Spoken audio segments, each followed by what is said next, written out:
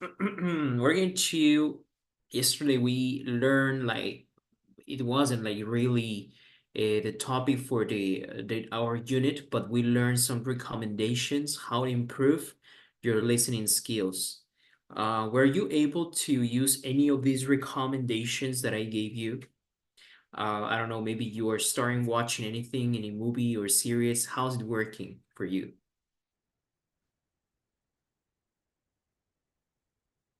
Mhm.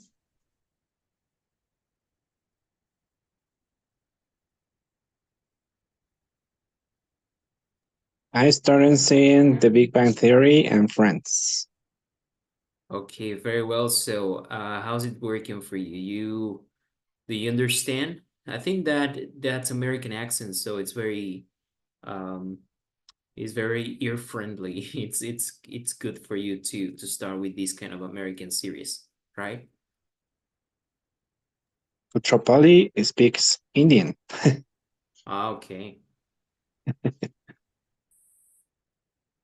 Yeah, that's right. There's people from different countries in this series. How about you guys? Are you watching any series, any movies recently? Any podcast? I usually don't have any time to see movies, and in the whole week, I use the weekends to relax myself, and then try to see or to see movies or series, or maybe listen to some podcasts. I used to actually the weekend. So this weekend, I like to see Game of Thrones. I already see it, but in Spanish. So I would like to begin to see it in English. Yeah, you can relax watching things in English too. Okay. Oh, very well. So thank you so much for being here. We're going to start right now. So we're gonna go back to what we were learning the past class. We were talking about conditionals. No, no, yeah, conditionals. We talk about the zero, first, second, and third conditional, right? So just for you to remember, when we work with conditionals in English, depending if they are real or unreal conditionals, right? For example, if we're talking about a real conditional, zero conditional, right? We use simple present in this part of the condition and then simple present for the result. And in the first conditional, you have, well, you have the simple present too in this part and future with will. Yeah, maybe you recall something like this, right? Now, in the second and third conditional, the second conditional, what tense or what form of the verb do you use for the condition, for the first part? In the past, Yes, exactly. So the verb in past. And for the third conditional, what part do you use for the condition?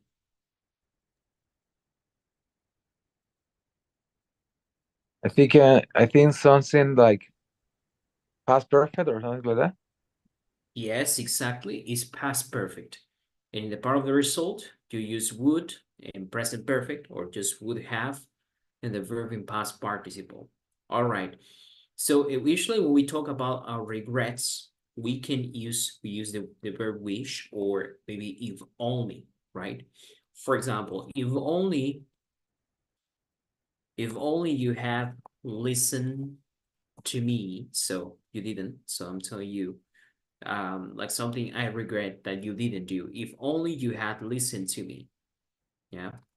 Or I wish you had listened to me, right?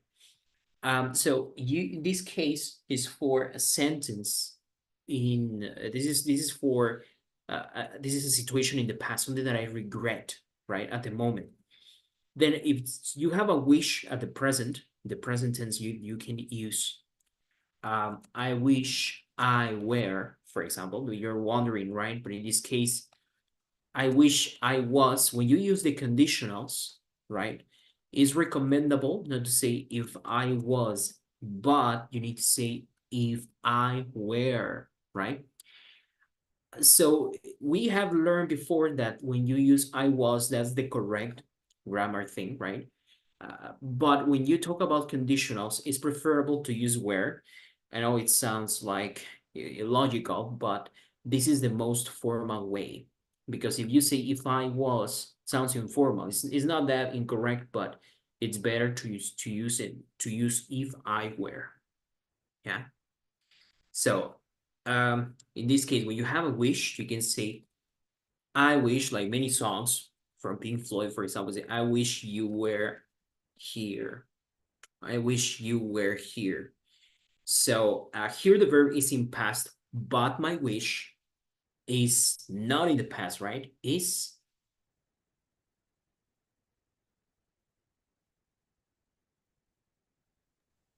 Present. in the present. Yeah. So verb in past with wish indicates the present. The verb with the past perfect indicates a wish in the past, right? In this case, I wish you were here is like now, and I wish you had been here. It's in the past. I wish you had been here, right? Wish you had been here. You have the contraction to wish you'd been here. Wish you'd been here. Wish you had been here. Okay. All right. So this is for the third conditional. We also explained the mixed conditionals, right? Now, today we're going to learn something else that we use in English. This is called inversion, right? So grammatically speaking, this structure will allow you to sound, maybe if you have a B2 English level or a B1, it will make your English sound like you will have a C2. This inversion structure makes your phrases very formal. So we don't use this in like everyday life. We use it more like you can find these kind of structures in poetry, formal reading, like the one you will find when the people, I don't know, in legal terms, in legal context, maybe the English that is written in the Constitution of the United States, or the Constitution of Canada, or the Constitution of the UK. Yeah, this is a very formal way, right? But it's good to know it. Sometimes you will get to read something that is too formal, or you want to sound more dramatic. Maybe you want to sound more dramatic. Maybe you want to sound more poetical.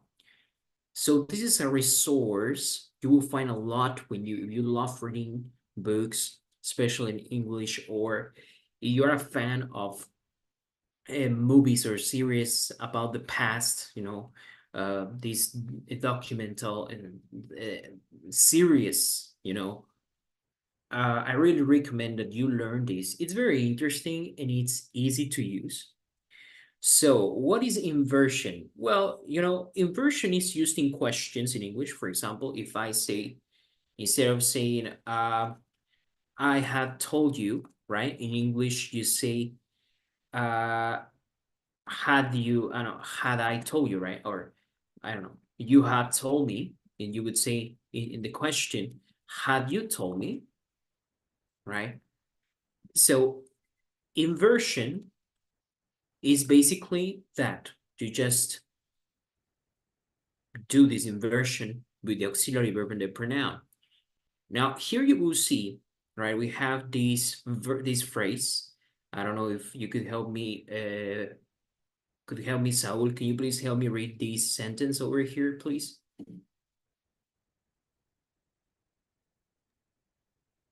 Uh, if you were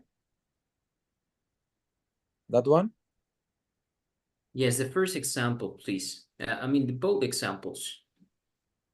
okay, it's a if you were trained regularly, your running speed would improve. When you train regularly, Your running speed would improve more former. Is the second way. Mhm. If it rain heavily, the race will be cancelled. Should it rain heavily, the race will be cancelled. Okay.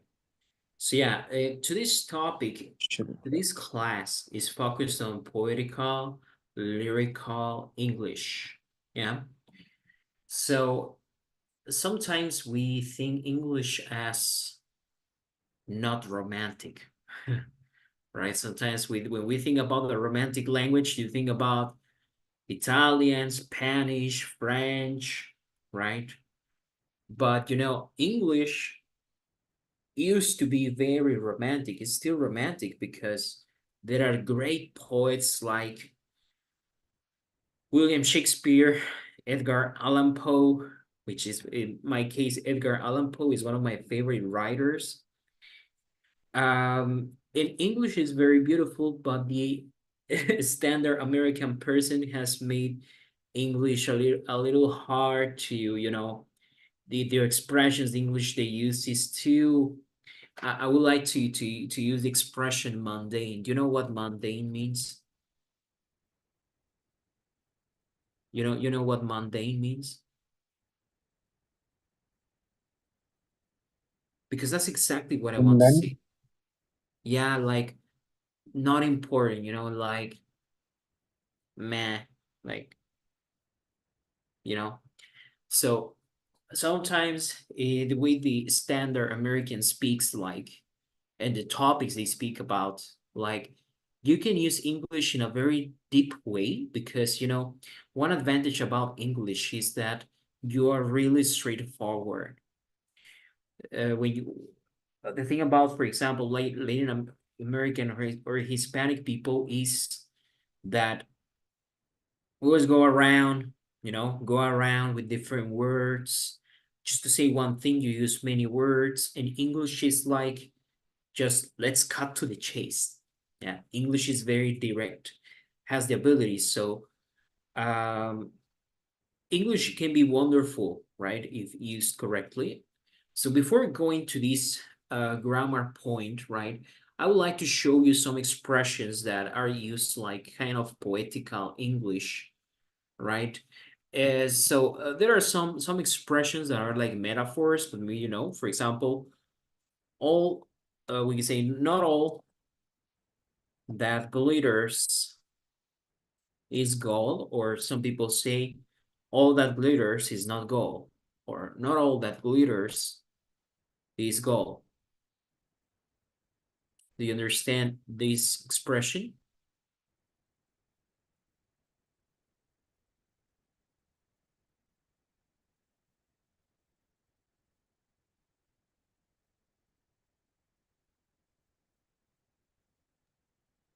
Nothing that shines is a good thing. Yeah. So in English, you have shine, glow, glitter. This case, when we say glitter, it's like the glitter from gold or from diamonds. We say glitter. Yeah, so that means not everything you think is good is, right? Or not everything that looks good is good, right? Other word that you can use like kind of poetical English is uh a rose by any other name.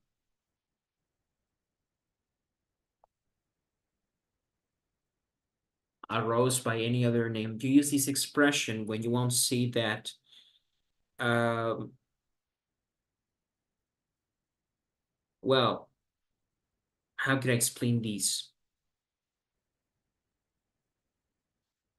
Have you ever met a beautiful person, beautiful guy, beautiful girl, but the name it's funny, or you don't like the name sounds weird?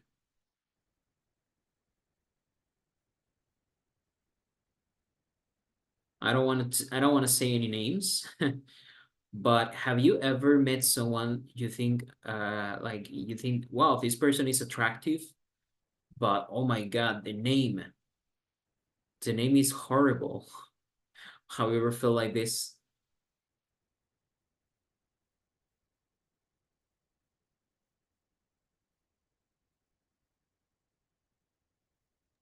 Once in a while, it's happened. Okay. So in this case, you can say, wow, this is a rose by any other name. Yeah. So it means that the name chosen for this person or for that thing, maybe there's not a person but any other thing. The name is awful. That is the worst name they could have picked for the person. For example, sometimes I wonder with Spanish names. Well, there are some last names. There are some crazy last names in English you hear from time to time. Um, but in Spanish, sometimes you hear some people. I don't want to offend anyone. I'm sorry if you have anyone who's called like this. Like for example, socorro. How do you translate that in English? Hello, my name is Socorro, and someone says, "Oh wow, sounds so beautiful. What does it mean?" Help! You know, that's the thing. That's a rose by any other name. Maybe she's a wonderful woman, very attractive girl, but or Dolores. Oh wow, I met this girl. Her name is Dolores. What? Hey, what is the meaning of your name, by the way? It's like I don't understand, but that's what I mean. I don't want to offend anyone if you have any beloved person who has this name, but that is the meaning of this expression. Other expression that we tend to use in poetical English is beauty is in the eye of the beholder, holder or beholder. Yeah, beauty is in the eye of the beholder. What do you understand with this phrase?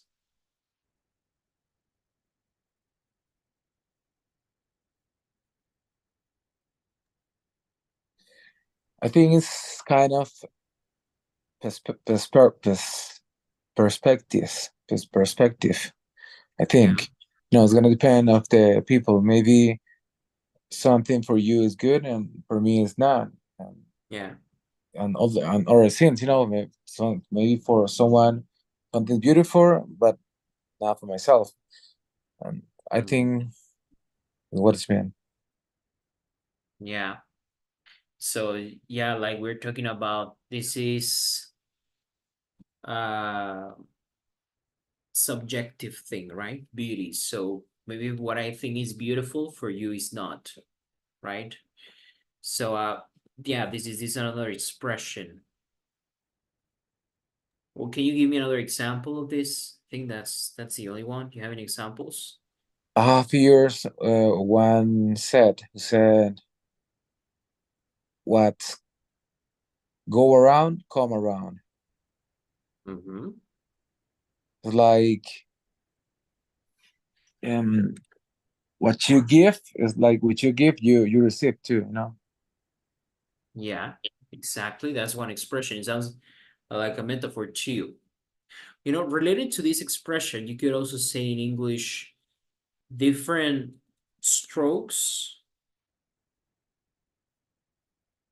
for different faults. That's another expression. It's similar to this one. Beauty is in the eye of the beholder. We say different strokes for different faults. This one is very common too, you know? Like the expression is like the same. Maybe you think the one person is one. Give me 1 second.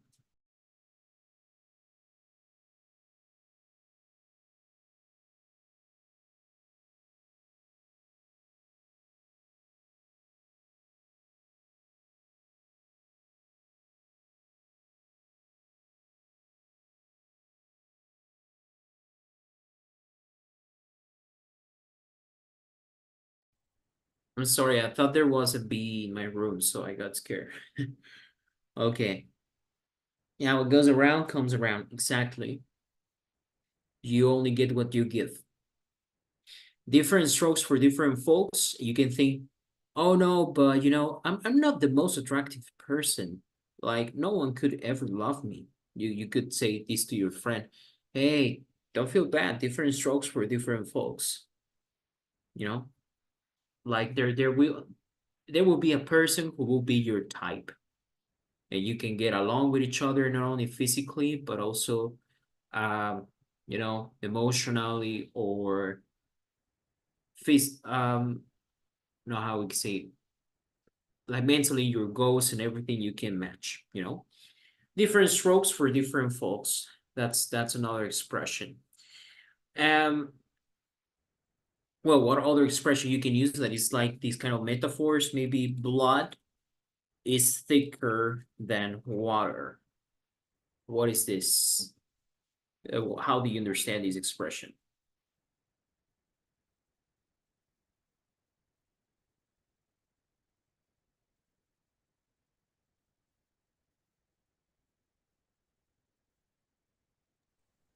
That Dicker mean, the most dicker mean, important. Sorry, yes, sorry. continue. No, no, continue.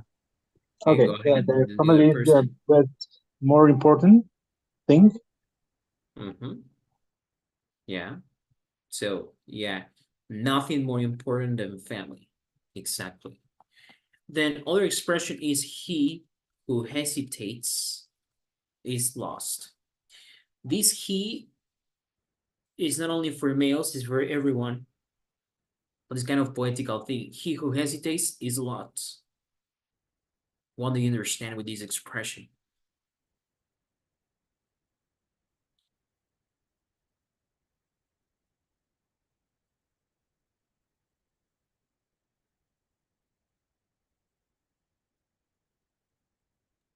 Teacher, sorry, but dicker is like heavy. Thicker, no, thick, Thick, thick is when thicker. you talk about liquids, it's denso, you know. Okay, So yeah, blood is thicker than water. dicker. Okay, got it. Yeah. All right. What do you understand with who he who hesitates is lost? How do you understand this expression? That the person doesn't know how to play. Yeah. Hesitate is the decision you have to make, but you delay it. So maybe because of procrastination. So they say that if you delay to take a decision, especially when you know what you have to do, like you analyzed pros and cons, so and you're hesitating, you will lose. You will get lots. For example, I don't know, people use it when they want to sell you things, for example, a house. In real estate, they tell you he who hesitates is lost. It's like you need to rush to make a decision. You use this expression. Another one that is like very poetical, I think I've heard tons of times, is time heals all wounds. Time heals all wounds. This other expression. What do you understand with this expression? Remember that wounds is like injuries. Wounds or injuries. So time heals all wounds. Oh no, I'm heartbroken. I'm heartbroken. She left me. You Is can tell your want friend. or wound? They say once. Mm-hmm. Okay. Mm-hmm. So what do you think is the meaning of this? It's like time repair anything. Mm-hmm.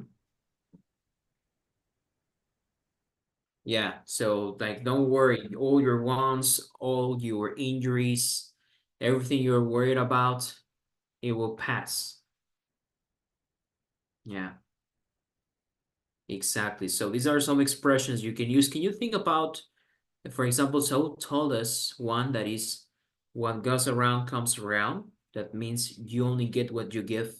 Can you think about some other expressions? Teacher, in fact, that one, that phrase, in Spanish is supposed to be the same like lo que siembras cosechas. It's something like that, like. Yeah. But for a better explanation, I just say that. But I hear another one say like water under under the bridge, water under the Okay. bridge. Yeah, water under the Like, bridge. yes, like You the thing. understand?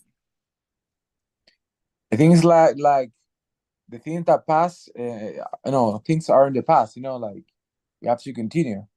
Water that situation was water under the bridge. Yeah. So yeah, when you say, "Hey, don't worry, it's water under the bridge," it's like, you can also say hard feelings, no hard feelings. Yeah,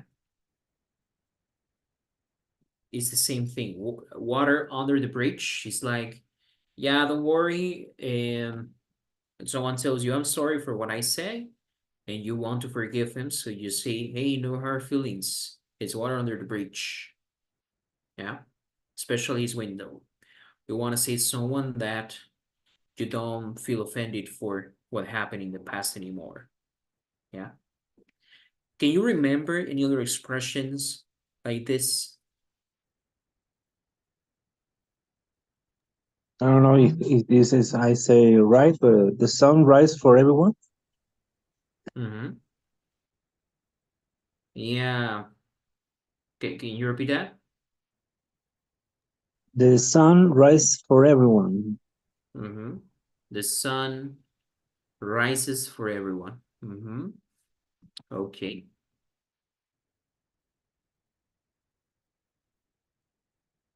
Good. Any other expression that you remember?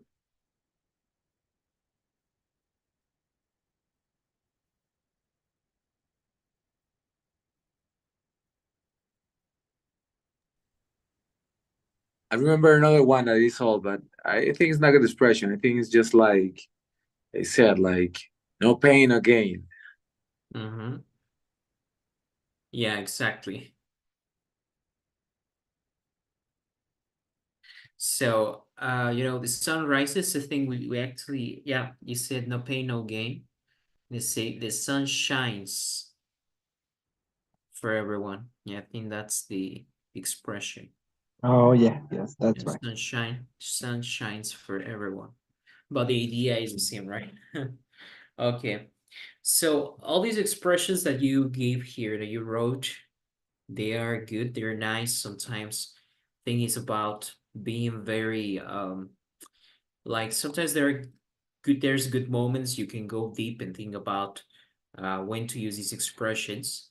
Now, pay attention to this thing that we were reading about some minutes before. You want your English sound more like poetical, emphatic. So what you can do in this case is to use inversion, right? So the inversion, like especially in conditionals, it makes your English a little bit more formal. Like this sentence is just a regular conditional. So maybe this is like a B2 level. So it's not anything surprising about this phrase. You want to more advanced. So what you can do is to use this inversion. So I'm gonna get rid of if at the beginning, right? I just eliminate if, and I'm gonna exchange where with you. So we exchange them. And so where's at the beginning? Right here, where will be at the beginning. So you see, where you to train regularly, your running speed would improve. So they both are the same sentences. But in this case, I just made this part like a question, right? This sentence has inversion. I just replace where with you, where you, like a question. But the thing here is it's not a question, just made the sentence more formal, you know? So I just use were you to train regularly, your running speed will improve. So it's more formal, but it's also more emphatic. It's more dramatic. Yeah. So we can think about one sentence, right? Any other conditional. If you have listened to me, so how can you make the sentence more formal, more dramatic, more emphatic? So you just say, had you listened to me, you know, had you listened to me, you had listened to me, had you listened to me, had you listened to me, yeah? So this expression, the second one is the same, is a conditional, but now it's more dramatic, more formal, yeah? And we will see some scenarios where you would prefer to use this inversion. Remember, if this sentence is like a B2, it's like an intermediate level. So using these expressions, you will sound like very advanced, like C1 or a C2. Yeah. So in the other sentence right here, you see it says, if it rains heavily, the race will be canceled. And I'm introducing this word should. We know that should is used in recommendations, but this is not a recommendation. I'm using should, like in this case, should has other meaning. You know, should is like just in a very rare situation, you know? It's just in case. Yeah. So should in this sentence doesn't mean the recommendation. It's just in case it rains. Just in case it rains heavily, the race will be canceled. So this sentence you have right here, now it's more formal. Yeah. All right. Should it rain heavily, the race will be canceled. It's better. It's more formal. Usually you have some expressions, some adverbs that will help you with this and to sound a bit more formal. So we're going to practice some exercises here with inversion.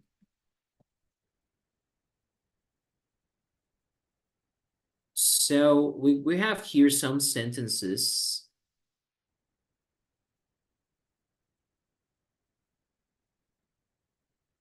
One moment.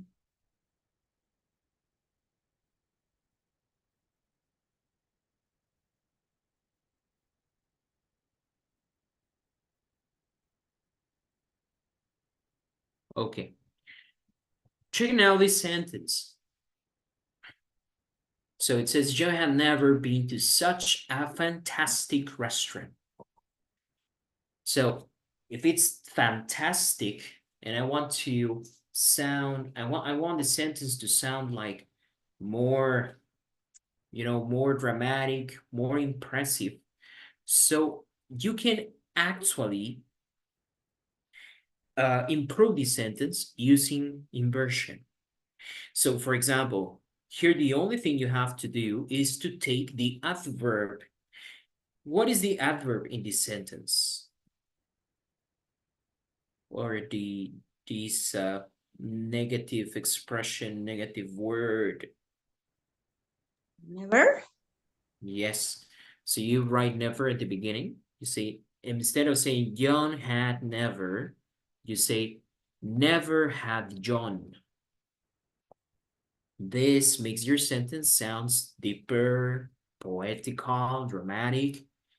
And remember, if this is, I would admit, right, it's more for written English. It's more like written English, but if you're saying something very interesting and you want to impress people, maybe because you want to make emphasis or make a point, so in this case you would use a inversion too. Inversion is not only for formal English, but also when you want to emphasize something in a way that is more dramatic. So instead of saying you have never been to such a fantastic restaurant, you can say never had John. Never have John been to such a fantastic restaurant. And that's it. So you see, with a very easy change, You just made your sentence, which was B2, maybe, intermediate. You just made this sentence really advanced. So it's actually impressive, you know, not many natives know this. Sometimes we think that when we think about a native speaker, American, British, so we think their English must be awesome, must be out of this world, you know. But actually, when it comes to some of these structures, they don't know it. So yeah, it's very, very entertaining. Um, Check now the next sentence. What is the negative expression or the adverb over here in this sentence? No way. In no way. In no way.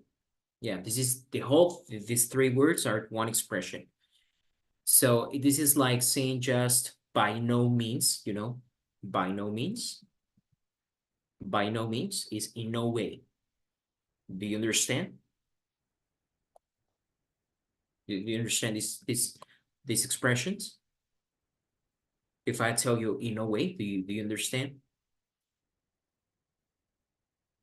Yeah? I think yeah. But can Yeah? explain, teacher, please. Okay. Moni, do you understand in no way? So in no way. Like, would you drink poison? In no way. By no means. Yeah. So I'm going to write this expression, this adverb at the beginning.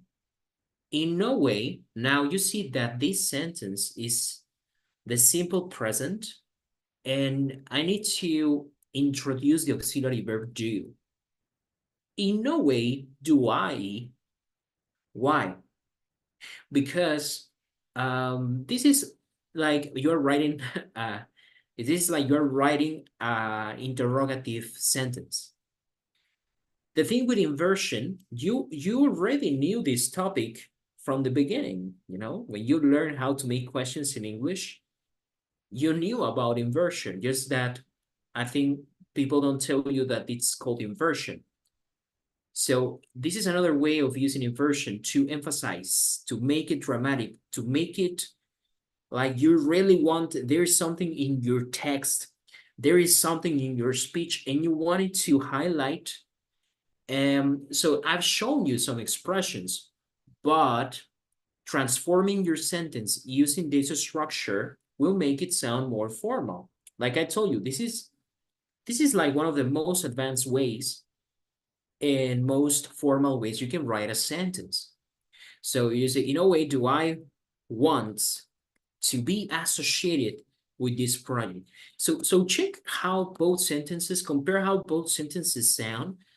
Obviously, a tone of voice will make, a rising voice will make the thing, you know. But if I say, I in no way want to be associated with this project, you're like, oh, okay. But if I say, in no way do I want to be associated with this project. Okay, so the second one, or I don't know what you feel, but the latter, the second one, is more dramatic.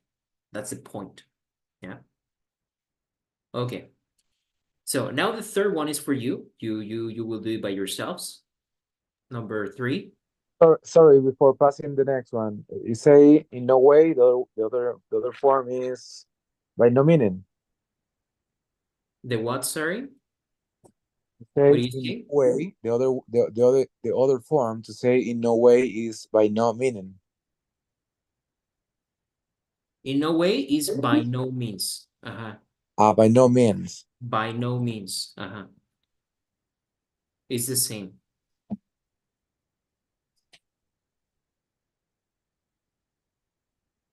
Yeah, it's the same. Do you Yeah. had you ever heard about by no means? No, that's why I want to see it again. I want to see it again Yeah, to write it's it. here. It's in here in the chat. Yeah, by no means, in no way.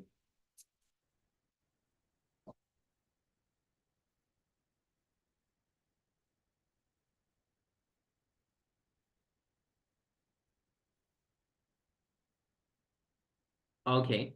So check now the third one. Please identify the adverb or negative sentence.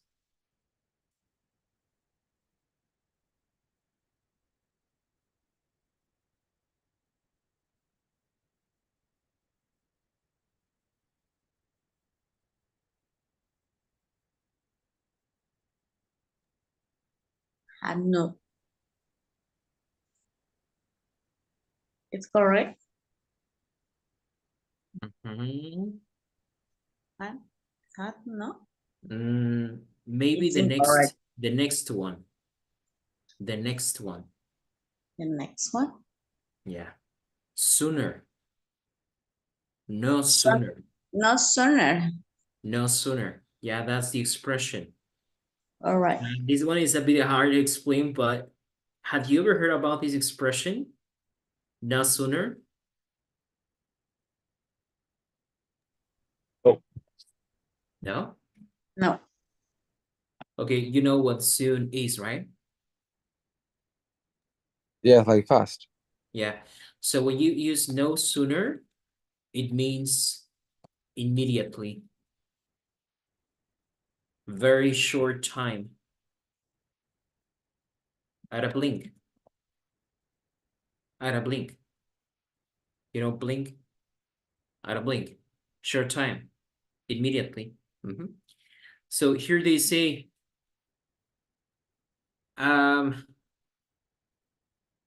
you would say in this case, no sooner, no sooner had they, right? No sooner had they. And now the sentence, when they say, sorry, the meaning, they have no sooner eaten dinner than the sling crashed onto the dining table. So just imagine the situation. You're having dinner, having fun with family and friends, just having a good time, enjoying your meals. And then the ceiling crashes onto your dining table, like totally collapses, you know? So let's say that it says not sooner had they eaten dinner. So it means they were not eating dinner, you know? They just stood up, you know? They left the dining table and then it collapsed. So that means that they're safe and sound. They are okay. No one died because at the same time, like in the short time, at a blink, immediately, as soon as they as they got up from eating, as soon as they left, the ceiling crashed. The ceiling fell. Yeah. So the expression when they say no sooner is like this. You know, I think I would like to translate this. Like in Spanish, you would say apenas. Apenas y. Yeah. Yeah. Yeah. So you say no sooner had they eaten dinner than Teacher, the it could be ceiling. like apenas o tan pronto maybe too. Exactly. Apenas o tan pronto. Ajá. They finished and the ceiling fell. Yeah. Collapsed. No sooner had they. But it's still saying this is very dramatic. This is very incredible. So I just want my grammar, you know, to behave in the same way. That's the thing about, you know, working with the language. Like not only using this expression, I mean, this expression is okay, but you really want to take it to another level and make it more dramatic. So you use this expression. All right. So now you could help me maybe with the number 4. You could do it by yourselves. Please read the sentence and please rewrite this sentence. Rewrite this sentence. I will write it here on the chat.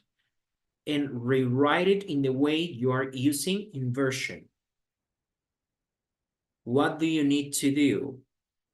First, identify the expression, the adverb, which is, in this case, Can you identify it?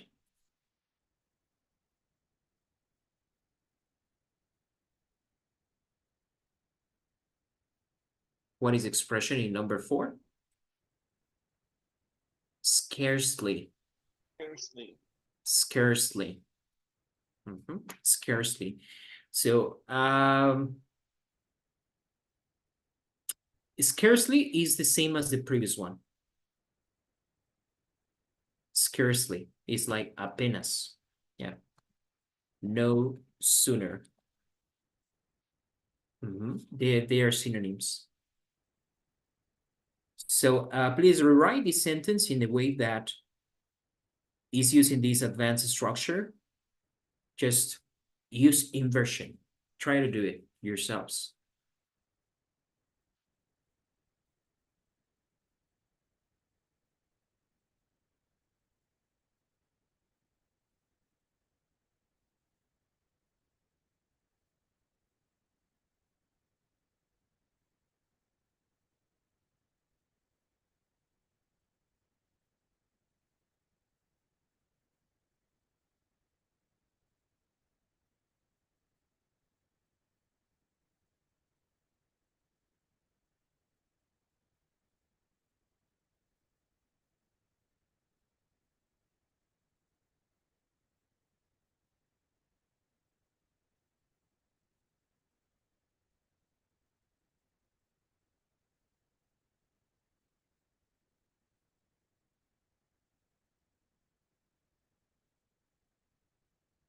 You can write it here in the chat, by the way.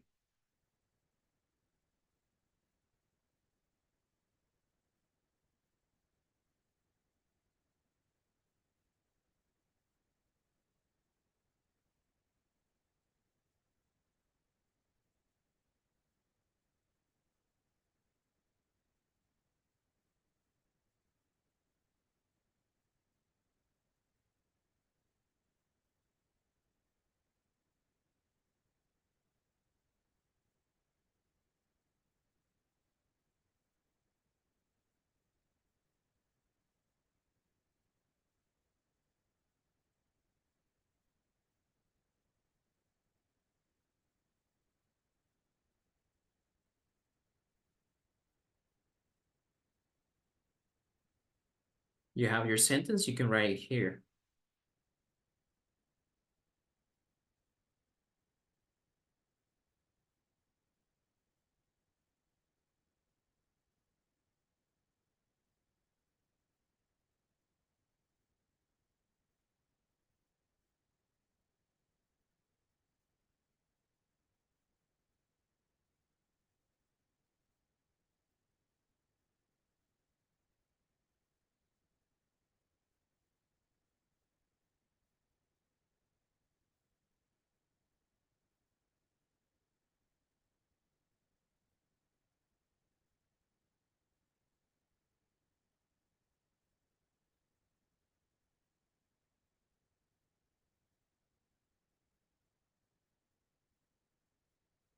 Okay, so time is over.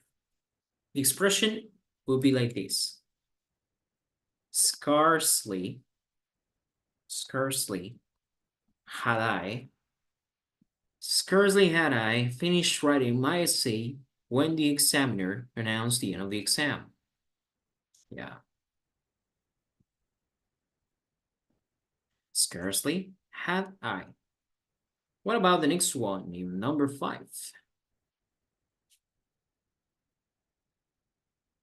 What is the adverb?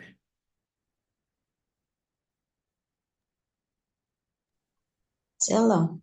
Seldom. You know seldom?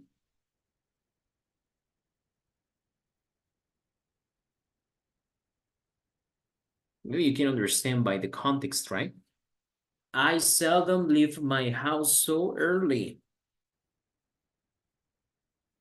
What does it mean?